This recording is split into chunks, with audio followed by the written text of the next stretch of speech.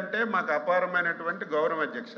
నిన్న జరిగినటువంటి సంఘటన వినండి, మాట్లాడండి ప్లీజ్.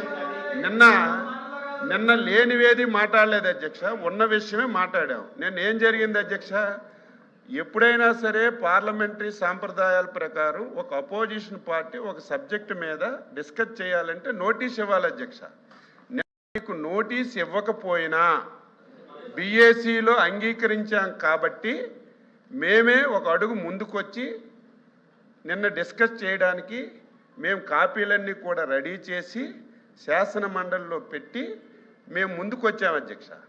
వచ్చిన తర్వాత సాంప్రదాయం ఏంది అధ్యక్ష, సాంప్రదాయం ఏంటి?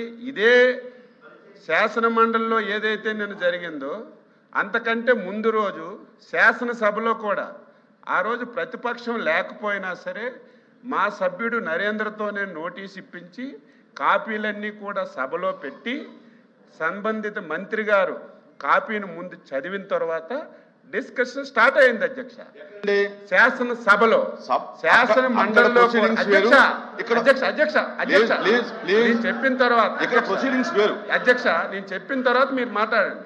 శాసన మండలిలో కూడా వాళ్ళు నోటీస్ ఇవ్వకపోయినా మీ దగ్గర బీఏసీలో అంగీకరించాం కాబట్టే, మీ మాటకి గౌరవించాలి కాబట్టే, వాళ్ళకి ఇంట్రెస్ట్ లేకపోయినా మేము బాధ్యత కలిగినటువంటి ప్రభుత్వంగా ముందుకొచ్చి మేమే కాపీలన్నీ కూడా ఇక్కడ పెట్టి మా మంత్రి గారు చదువుతారు, మీరు చర్చించండి అని చెప్తే మంత్రి గారికి ప్రసంగించకుండా అడ్డుకుంటున్నది ఎవరో మీరే శాసన మండలిలో చూశారు అధ్యక్ష.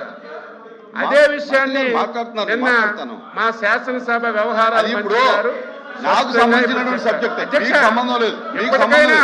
ఎప్పటికైనా వాళ్ళకి తిరుపతి లడ్డూ మీద చర్చించడానికి భయపడుతున్నారు, వాస్తవాలు వస్తాయని. ఎప్పటికీ మేము వెనక్కడం లేదు. మీరు వెంటనే అధ్యక్ష, మీరు వెంటనే బీఏసీని పిలిపించండి, బీఏసీని పిలవండి.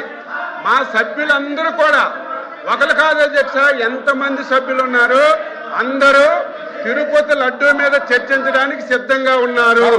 మీరు బీఏసీ పిలండి.